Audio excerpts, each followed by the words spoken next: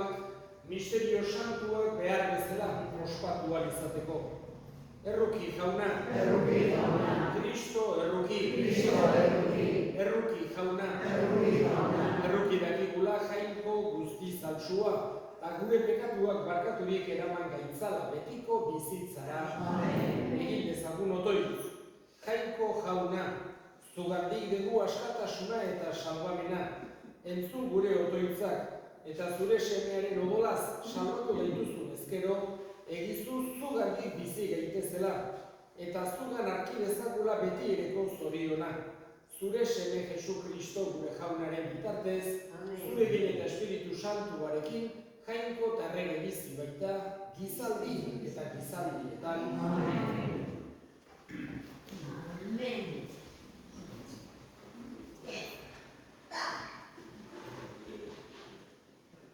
Apostoluen eginetatik.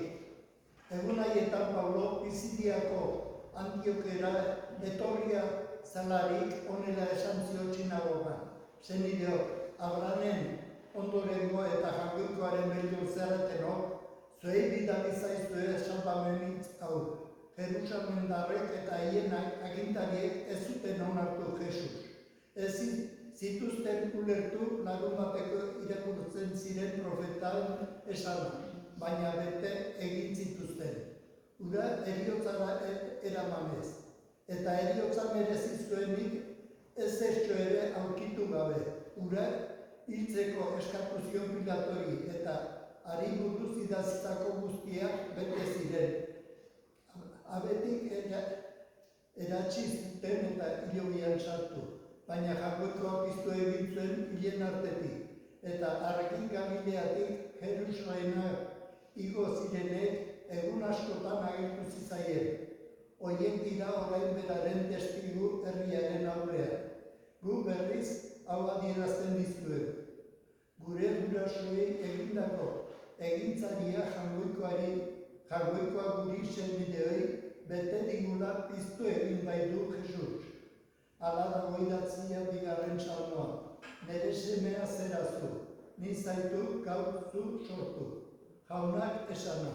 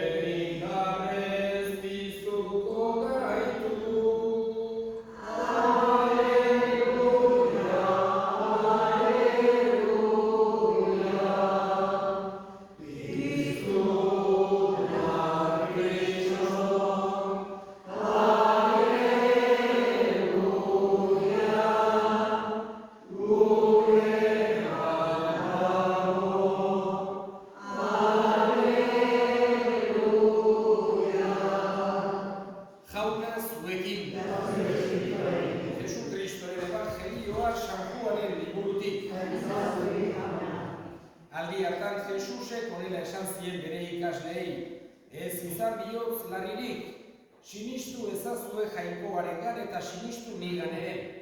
Nire aitaren etxean bizitoki asko da. Hala ez balitz, esango albizuen nik, zuentzako tokia eratzera noala. Joan eta tokia eratu ondoren, etorriko naiz berriro, eta nirekin hartuko zaituzten. Ni nagoen toki berean zuek ere egon zaitezten, badakizue ni noan tokirako bidea. Tomasek orduan jauna, ez dakigu nora zoazen, eta nola jakin bidea. Eta Jesusek, ni naiz, bidea, egia eta bizia. Ez dijoa inor aitarengana, nire bitartez ez bada. Jaunak esana.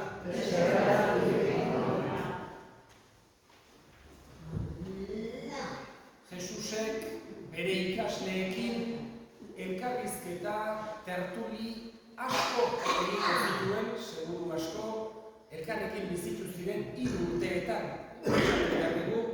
zenbat eta zenbat galdera egingo zizkioten, zenbat gauz, aipatuko zituen berak, ikasleentzako maisu handi bat zen Jesus. Horregatik, berarekin egotea haientzako zoragarria zen.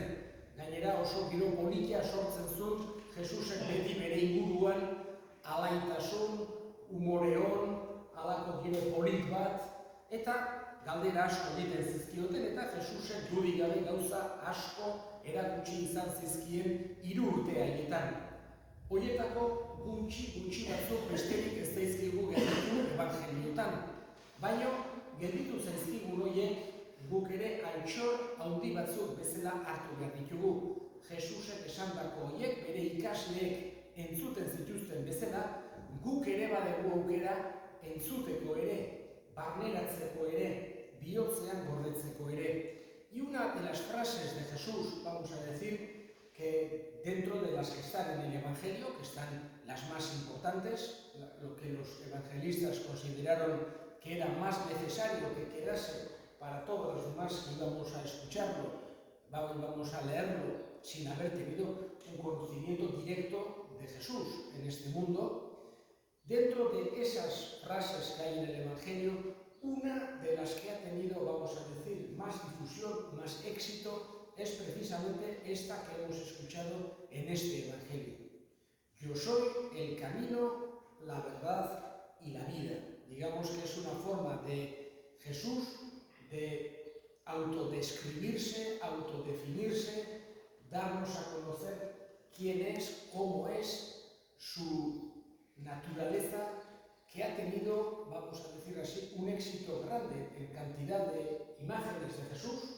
No siempre, en otras veces aparece otro, pero que aparece un Jesús, por ejemplo, señalando una Biblia, que suele ser esta frase muchísimas veces la que se escoge, porque es una frase que de alguna manera nos da muy bien a entender quién es Jesús. Nos dice que es el camino, que precisamente es lo que le estaba diciendo, estaba respondiendo a la pregunta de Tomás. Jesús es el camino porque es el que nos muestra cómo se llega, vamos a decir así, a la verdad, a Dios, a la vida eterna. La imitación de Jesús, que ha sido una aspiración desde el punto de vista espiritual durante todos estos siglos, tratar de imitar a Jesús en aquello que hay que imitar, evidentemente. Por ejemplo, no le podemos imitar en pronunciar profecías o en realizar milagros, pero sí que podemos imitar cantidad de cosas que nos ha enseñado. Para nosotros es un camino la imitación de Jesús, el tratar de el amor al prójimo, el ayudar al necesitado, el sentir a todos como hermanos, el cumplimiento de la ley de Dios. Todo eso es algo que nos hace muy grande. Y Jesús para nosotros es el camino. Jesús para nosotros es el modelo para tratar de imitar, para tratar de seguir. Nos dice también que es la verdad. Con esto nos está hablando ya más, así como el camino nos habla de su humanidad, porque puede ser un modelo, porque fue un ser humano, porque se hizo hombre en todo igual a nosotros, excepto en el pecado. Y por eso Jesús es un camino, es alguien que puede ser imitado, porque él también, cuando estuvo en este mundo, tuvo momentos en que sintió tristeza, sintió alegría, sintió hambre, sintió sed, sintió compasión, y nosotros por eso podemos imitarlo, porque fue humano en todo igual a nosotros, excepto en el pecado. Pero cuando dice que soy la verdad, nos está hablando de su divinidad, nos está hablando de que es Dios, nos está hablando de que en Él tenemos que aprender y recibir la revelación que viene por medio de Él. Por eso cuando nos dice que es la verdad, eso nos hace pensar en su divinidad, porque solo Dios es la verdad.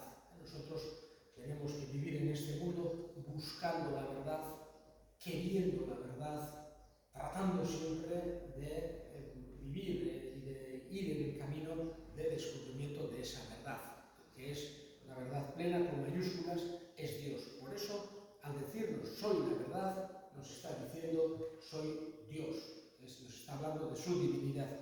Y finalmente, la vida que lo podemos entender tanto de una manera más humana, en el sentido de que Jesús quiere que tengamos vida, quiere que amemos también el mundo, que nos ayudemos unos a otros, que tengamos una vida, intentemos hacernos más agradable en la vida, y también lo podemos entender en el sentido sobrenatural, de la vida eterna. Es decir, Jesús nos habla de esta vida. No es que tenga un desprecio de la vida humana, sino que le da una importancia grandísima a la vida humana, a las realidades humanas. Pero no se queda ahí, es decir, su mensaje no es meramente horizontal, que también lo es. Si nos olvidásemos de esa horizontalidad y de esa importancia que le da Jesús a la vida, estaríamos mutilando completamente su mensaje. Pero también si nos quedáramos solo en eso, también lo mutilaríamos. Por eso, cuando habla de la vida, también nos habla de la vida eterna. Nos recuerda Jesús esa semilla de eternidad que tenemos todos, esa parte espiritual de la que nos ha dotado Dios, que nos ha hecho de esa manera, que es inmortal, que tiene esperando esa vida eterna. Eskatzen diogu bada, Jesusi bere hitzak entzunez, bere erakutsiak gure ganatuz, gero eta hobeki ezagutu dezagula. Eta hobeki ezagututa, gero eta gehiago maita dezagula ere. Eta egin ditzagun orain gure eskariak.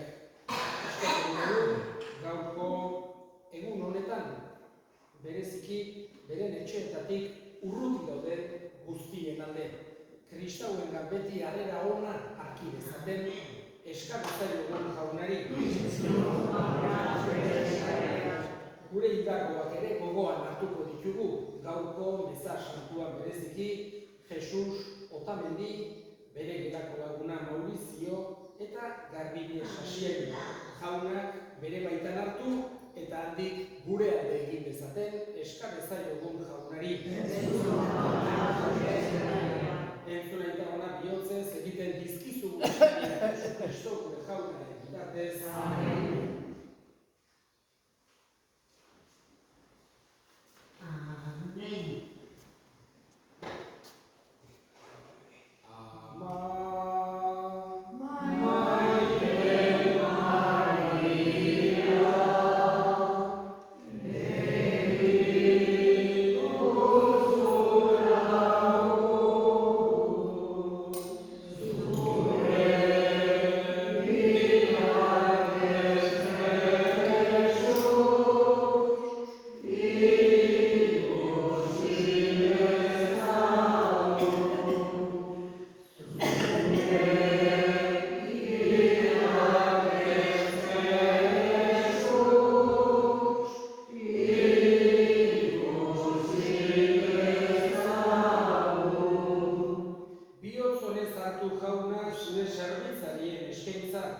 Eta zaindu itzazu zure babestean, zuk emandako doaiak galez ditzaten, eta betiko ondasunak eskuratzera iritsi daitezen. Jesu Kristo gure jaunaren bitartez, jauna zuekin, gora bihotzak, eskerrak jangoiko gure jaunari. Egokia bai eta zuzen, zu jaun hori beti gorestea, baina poz handiagoz Kristo gure Paskoa hil eta eskenia izaten aldi honetan. Pekatua eta heriotza ezerezurik, berak berritu du ondatuta zegoen guztia, eta berarengan izan dugu berriro biziaren betea. Horregatik, Pasko pozez gainezka daude, gizon emakume guztiak mundu zabalean. Zeruko indar eta ingeru guztiek ere, horregatik dute beti, zure aintzaren gurespena kantatzen.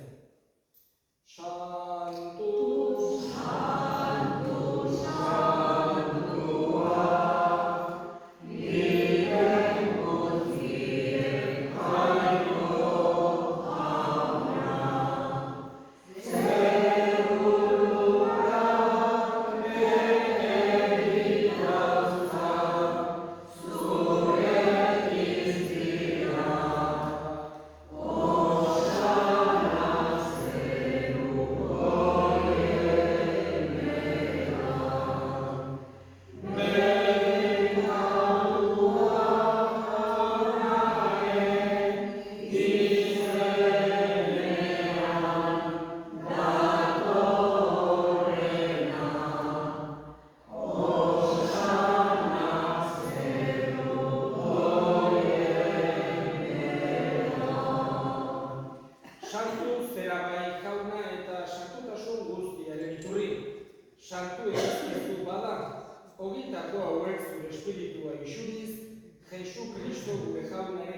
gorputz eta odol guretzat egin daitezen.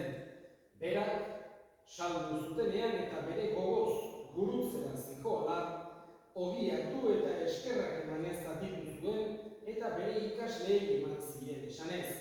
Hartza zuen eta jak guztietatik, hau nire gorputza data zuentzat emango dena.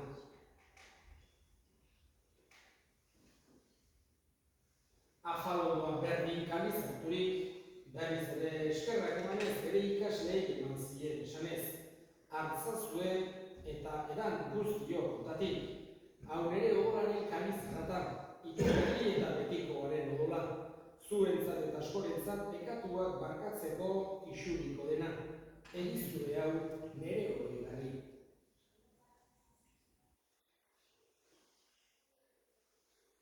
Hau da sinismenaren misterioa.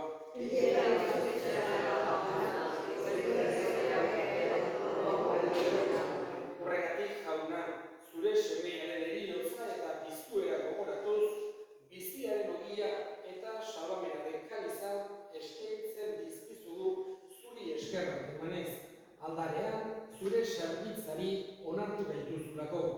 Eta apalik eskatzen dizugu Kristoren gorputz odolak hartzen ditugunok Espiritu Santuak bat egin gaitzala. Gogoan izan jauna mundu guztian zabaldurik dagoen zure elizan. Eramazu maitasun osora Frantzisko gureita santuarekin, Frantzisko gure hartzaiarekin eta eliz gizon guztiekin batean. Gogoan izan jauna pizteko itxaropenea joan diran gure senideak eta hildako guztiak. Bereziki, Jesus, Maurizio eta Garbine. Arritzazu zure aurpegiaren argitan. Errukiz akizkigu arren, guk guztiok betiko bizitza iritsi dezagun. Jangoikoaren Ama Maria doaksuarekin, San Jose bere senararekin, apostolu santuekin eta gizaldi guztietan, zure ariskide izan diren santuekin, haiekin batean gure zaitzagun Jesu Kristo zure semearen bitartez. Honen bitartez, honekin eta honengan, zuri aita jangoiko alguztien horri Espiritu Santuarekin batean, ospe eta hiltza guztia gizaldi eta gizaldi guztietan. Esan batzaileak, agir eta erabiltzearen jarraituz, bildu gabe esan dezagun.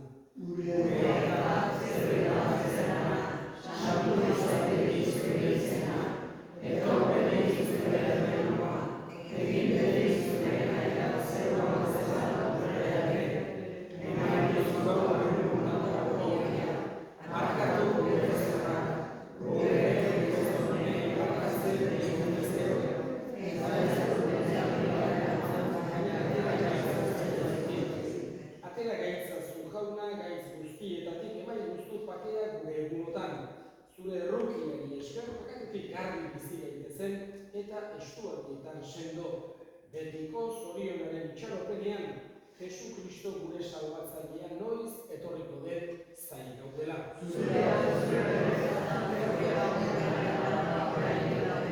Jesu Kristo gure jauna zure sanada apostoluei pakea uzten dizuet bere pakea ematen.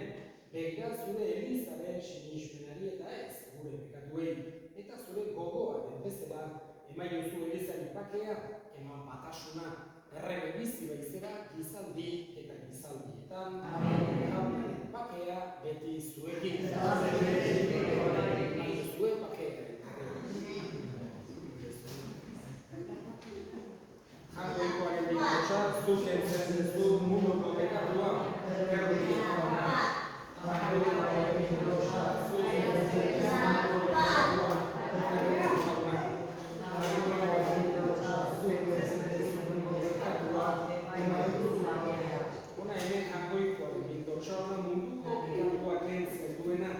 zoriontsuak jaunaren mailari.